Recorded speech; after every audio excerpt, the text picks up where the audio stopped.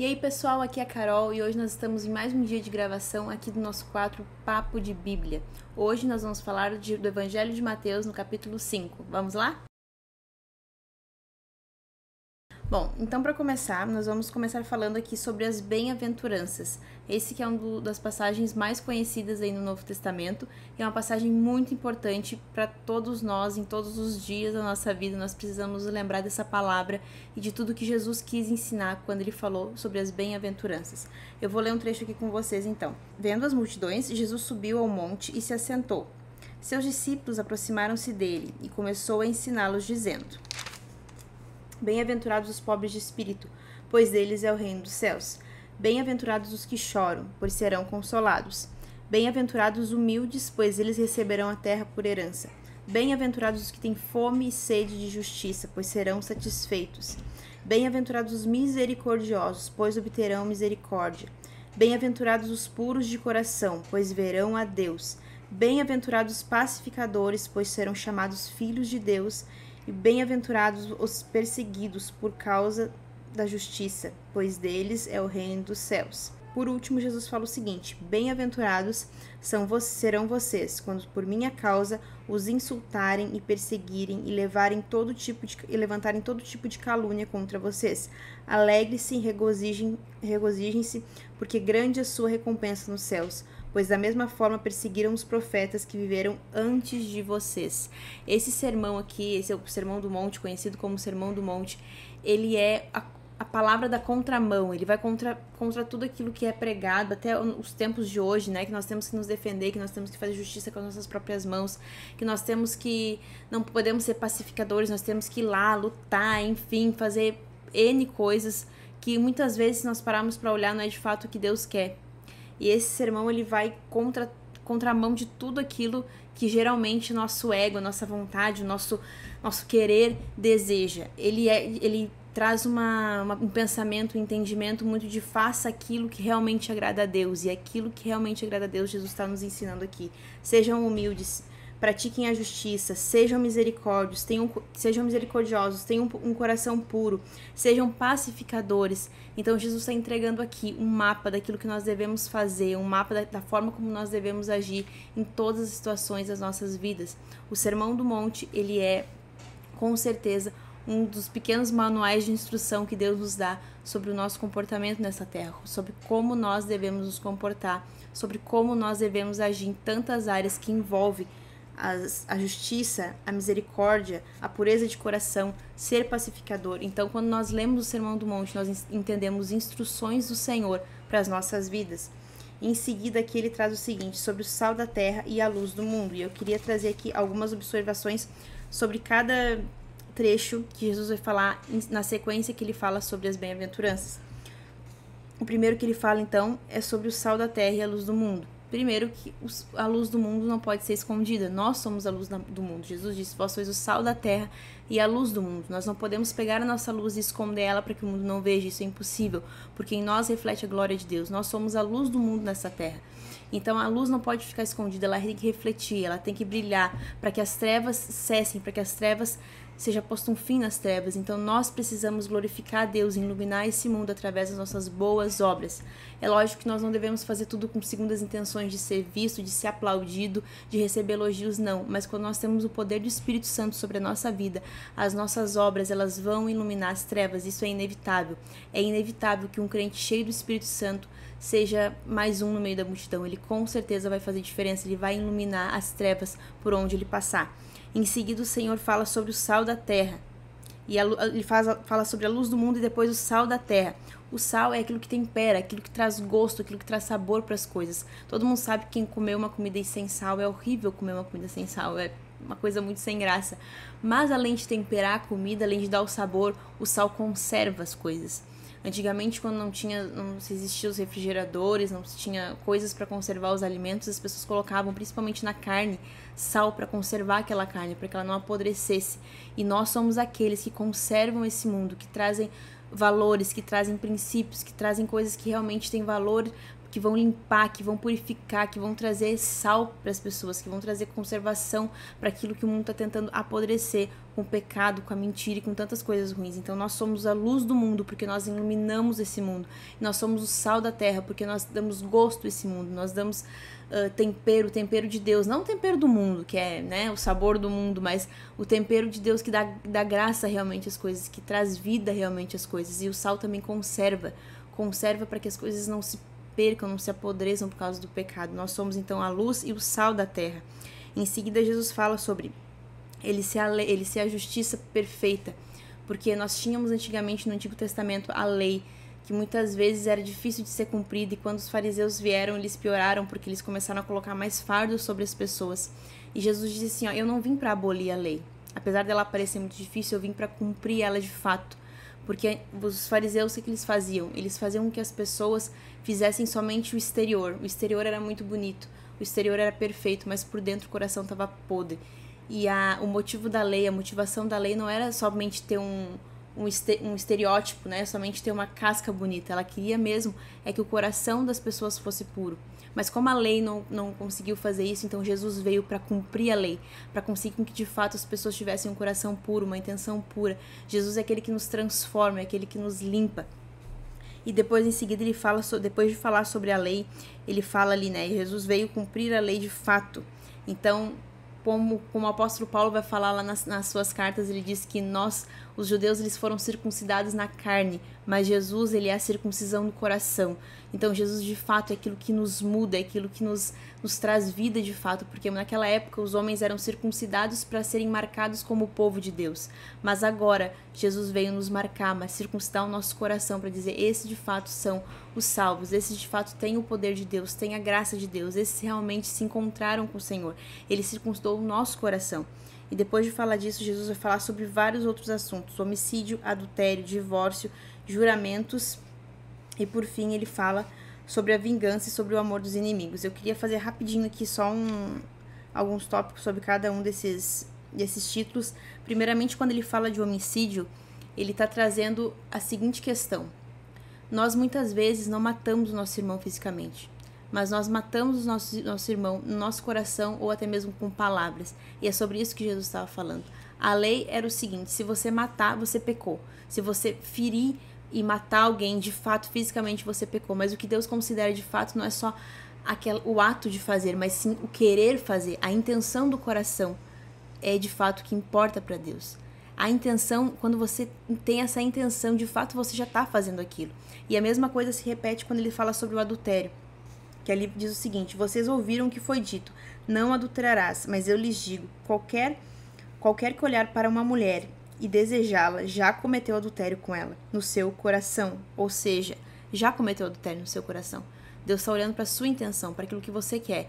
E quando a gente para pensar aqui, a gente pensa, então, opa, ficou mais difícil, porque na lei só era considerado pecado quando era consumado, quando de fato eu tinha matado alguém. Mas agora, Jesus está dizendo o seguinte, dê o som do coração, dê o som da intenção. E se você tem essa intenção, peça perdão, porque de fato você já pecou.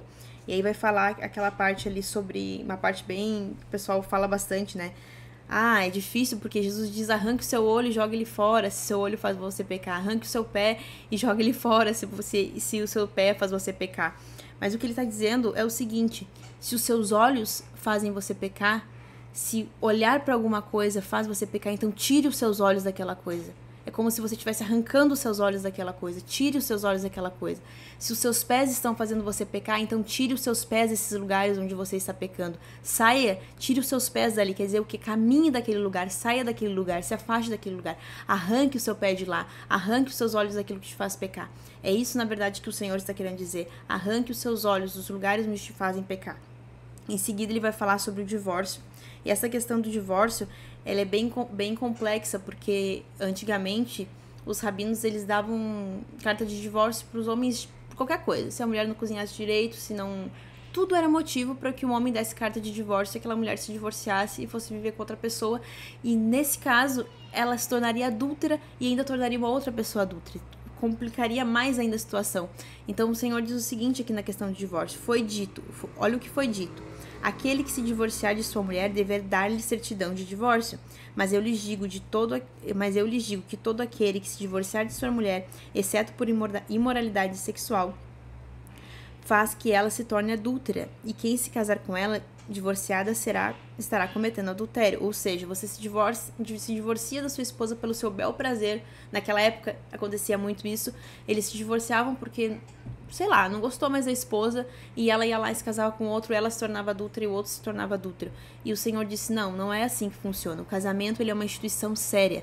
O Senhor estabeleceu o casamento para que nele haja compromisso e que ele seja para sempre. Enquanto houver vida na terra, haverá o casamento. E aí em seguida ele vai falar também ali sobre os juramentos, né? E voltando aqui um pouquinho, antes de eu falar dos juramentos, eu quero falar ali na questão do divórcio, que fala somente por questão de imoralidade sexual. Mas aí nós entramos também sobre o que Jesus falou sobre o perdão, né?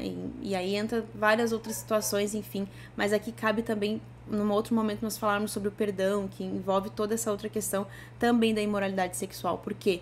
Porque Deus deseja que nós venhamos a perdoar qualquer situação, seja ela qual for, por mais difícil que seja. É óbvio que existem situações que não há como um casamento ser reestruturado por diversas outras situações, envolvendo inclusive até crimes, mas aqui também cabe falar um pouco sobre perdão. Inclusive, no Novo Testamento vai ser citado novamente sobre o divórcio, e eles vão falar mais, e o Senhor vai falar um pouco mais em relação a isso, né? Em relação ao perdão também. Em seguida vem sobre os juramentos, que diz o seguinte: vocês também ouviram o que foi dito aos seus antepassados: não jure falsamente, mas cumpra os juramentos que você fez diante do Senhor. Mas eu lhes digo, não jurem de forma alguma, nem pelos céus, porque é o trono de Deus, nem pela terra, porque é a estrada dos seus pés, nem por Jerusalém, que é a cidade do grande rei. E não jure pela sua cabeça, pois você não pode tornar branco ou preto nem um fio de cabelo.